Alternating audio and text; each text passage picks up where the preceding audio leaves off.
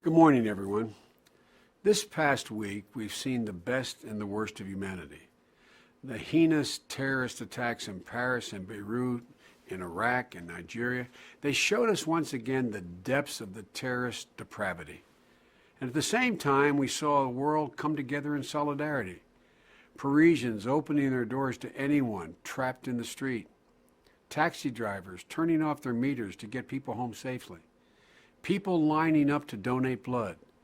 These simple human acts are a powerful reminder that we cannot be broken, and in the face of terror, we stand as one. In the wake of these terrible events, I understand the anxiety that many Americans feel. I really do. I don't dismiss the fear of a terrorist bomb going off. There's nothing President Obama and I take more seriously, though, than keeping the American people safe. In the past few weeks, though, we've heard an awful lot of people suggest that the best way to keep America safe is to prevent any Syrian refugee from gaining asylum in the United States. So let's set the record straight how it works for a refugee to get asylum. Refugees face the most rigorous screening of anyone who comes to the United States. First, they are fingerprinted. Then they undergo a thorough background check. Then they're interviewed by the Department of Homeland Security. And after that, the FBI, the National Counterterrorism Center, the Department of Defense, and the Department of State, they all have to sign off on access. And to address the specific terrorism concerns we're talking about now, we've instituted another layer of checks just for Syrian refugees.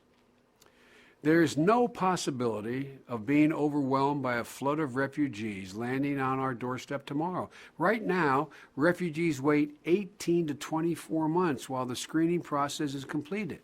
And unlike in Europe, refugees don't set foot in the United States until they are thoroughly vetted. Let's also remember who the vast majority of these refugees are.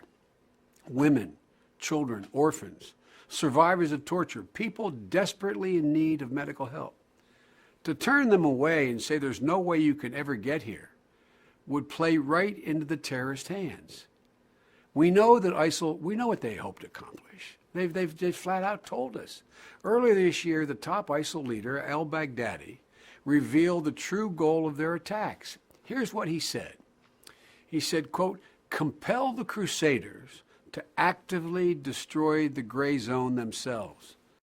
Muslims in the West will quickly find themselves between one of two choices, either apostatize or emigrate to the Islamic State and thereby escape persecution."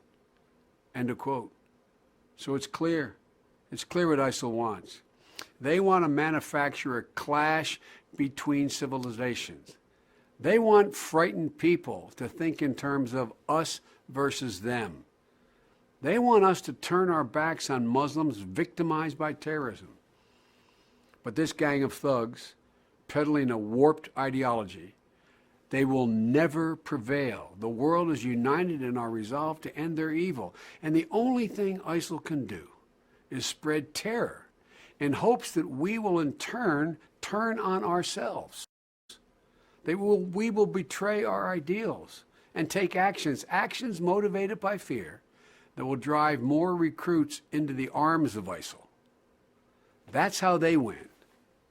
We win by prioritizing our security, as we've been doing, refusing to compromise our fundamental American values, freedom, openness, tolerance.